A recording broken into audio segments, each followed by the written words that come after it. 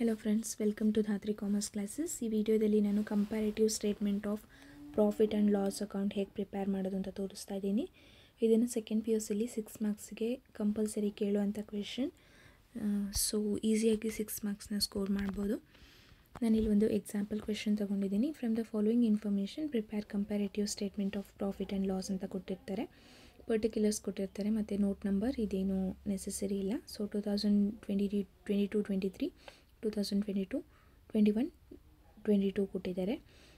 ಪರ್ಟಿಕ್ಯುಲರ್ಸಲ್ಲಿ revenue from operations 10 lac ಮತ್ತು 8 ಲ್ಯಾಕ್ಸ್ ಕೊಟ್ಟಿದ್ದಾರೆ. Other income 2,20,000 1,50,000 ಕೊಟ್ಟಿದ್ದಾರೆ. Cost of material consume 4 lakh ಮತ್ತು 3 ಲ್ಯಾಕ್ಸ್ ಕೊಟ್ಟಿದ್ದಾರೆ. Changes in inventories of finished goods and work in progress 2 lakhs 1 lakhs ಕೊಟ್ಟಿದ್ದಾರೆ. Other expenses in percentage of cost of revenue from operation 15% 10% ಕೊಟ್ಟಿದ್ದಾರೆ. Tax ರೇಟ್ನ 30% ಮತ್ತು 30% ಕೊಟ್ಟಿದ್ದಾರೆ 2 ವರ್ಷದಲ್ಲಿ.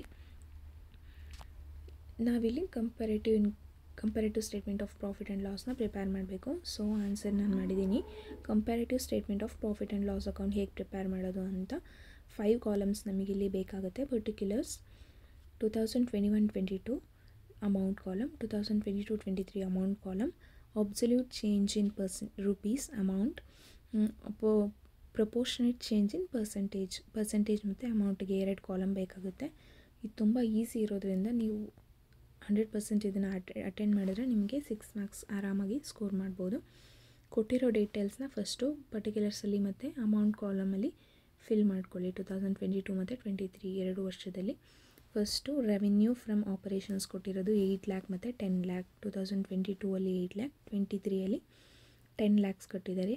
ಅಬ್ಸಲ್ಯೂಟ್ ಚೇಂಜ್ ಇನ್ ರುಪೀಸಲ್ಲಿ 8 ಲ್ಯಾಕ್ ಇದೆ 10 ಲ್ಯಾಕ್ ಆಗಿದೆ ಅಂದರೆ 2 ಲ್ಯಾಕ್ಸ್ ಇನ್ಕ್ರೀಸ್ ಆಗಿದೆ ಅಂತ. 2 ಲ್ಯಾಕ್ ಇನ್ಕ್ರೀಸ್, 8 ಲ್ಯಾಕ್ನ 100% ಅಂತ ತೊಗೊಂಡ್ರೆ 2 ಲ್ಯಾಕ್ ಎಷ್ಟಾಗುತ್ತೆ 25% ಆಗುತ್ತೆ. ಅಂದರೆ ಕಾಲು ಭಾಗ, 8 ಲ್ಯಾಕಿನ ಕಾಲು ಭಾಗ ಅಂದರೆ 25% ಆಗುತ್ತೆ, ಇನ್ಕ್ರೀಸ್ ಆಗಿದೆ ಅಂತ ಅರ್ಥ.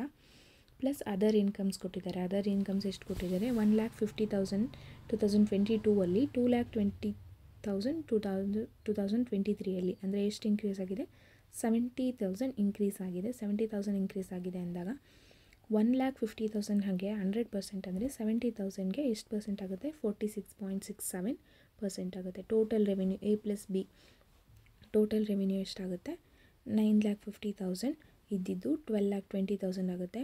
ಇನ್ಕ್ರೀಸ್ ಆಗಿರೋದು 2,70,000, ಪರ್ಸೆಂಟೇಜ್ 28.42%.